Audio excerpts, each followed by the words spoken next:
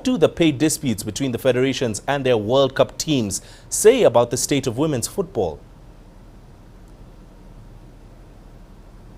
Thank you so very much. It's a pleasure to join you here from Lagos, Nigeria. I think it's time for women to stand up, take the bull by the horn. This pay dispute and the call for the gap to be closed a bit is showing us that the ladies do not want to be left behind anymore. Now, the years of sacrifice, the years of speaking out, the years of fighting federations, action will now be put to it right now, and that is what they are doing. We remember in the 2019 FIFA World Cup, Women's World Cup in France, FIFA had promised that they would narrow that gap, that disparity, that pay gap between the men's football and the women's football. But that is why they came up with this $30,000 directly paid to every single player in the FIFA Women's World Cup today. It's a good step in the right direction, but the ladies are still asking for more.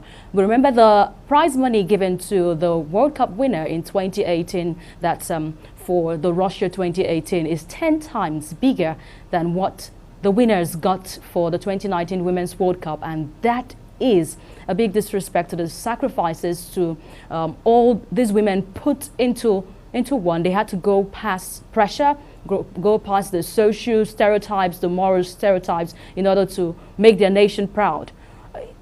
Just that prize money from that 2019 FIFA World Cup, I remember it's the amount Cristiano Ronaldo made playing for Real Madrid in 2018. So you should see how these women need their grievances to be heard.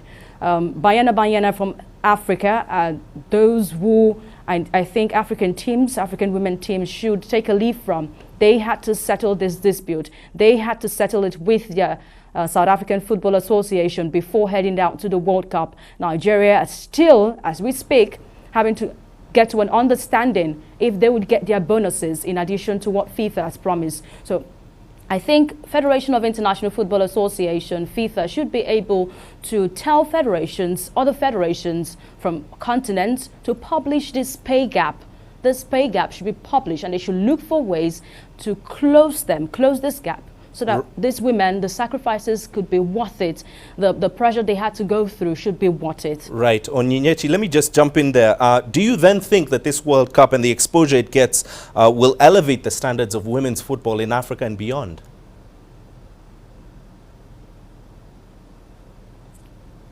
Certainly it will. It would elevate the standard of women's football in Africa. 2 teams will be making their debut over there in the FIFA Women's World Cup in New Zealand and Australia.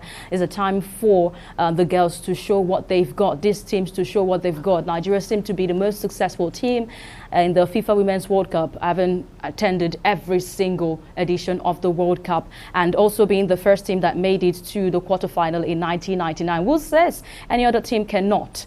Of course, it's showing that Morocco, would say it's a land for beautiful football, has become a home for African football. They've put in a lot. They only made their appearance at the Women's African Cup of Nations twice, in 1998 and 2000.